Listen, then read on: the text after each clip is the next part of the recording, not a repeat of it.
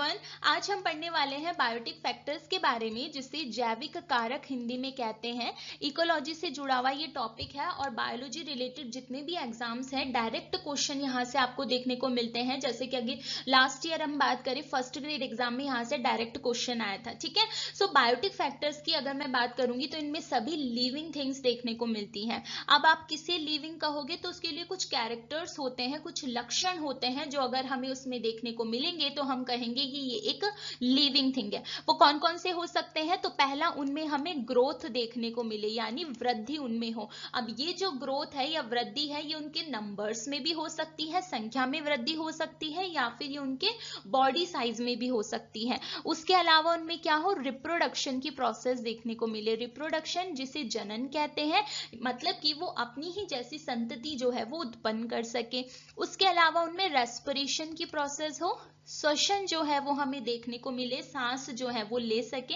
उसके अलावा मेटाबॉलिज्म उनमें हो, मेटाबॉलिज्म की प्रोसेस यानी कि उपापचयन की क्रिया देखने को मिले। और लास्ट उनमें क्या हो, सेंसिटिविटी हमें देखने को मिले।